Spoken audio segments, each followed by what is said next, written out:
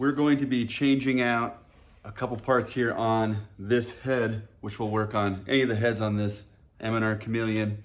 We're going to be adding or replacing, depending if there's one on there or not, but these are little Teflon lubrication strips that help the head move for the micros easily. They'll move without, but it's definitely a lot easier as you're doing it this way.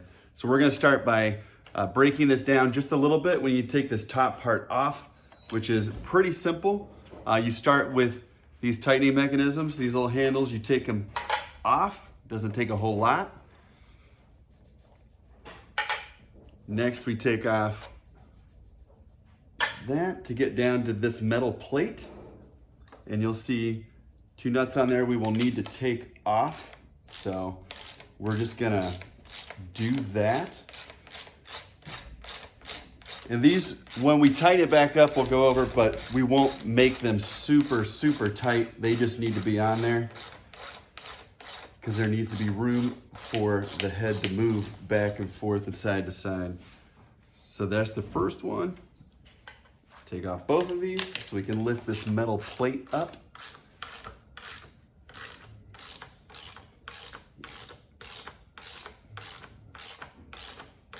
But this will, in general, help you use the micros better and make it a lot easier for setups as you're not fighting the press as you're getting the screen to move in increments.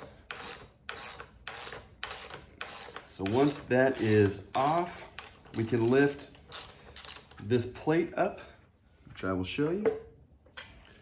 And really, I just kind of lift up the head a little bit so it's not resting on that bolt. So it's a lot easier, just lift right off. Sometimes you gotta wedge it back and forth, but not a problem. So that'll come off, and as you can see, there's not one on here right now. So I'm going through and adding one to each of these. And they get torn up every now and again, just by use, which is fine. You can get replacements for these. But these have two little holes drilled in them or cut in them already. Makes it super easy. Can't go on any other way. You put that on, and then we assemble it just the way we took it apart. So put the plate back on. Make sure it's going the right way. So we'll do that. Put these nuts back on. And then just as we took it apart, we'll put these on. You put the caps back on, top of those, and then you add just the final tightener. That makes it a little easier up top. So that is how you would add or replace the Teflon strips in an M&R Chameleon. And yeah,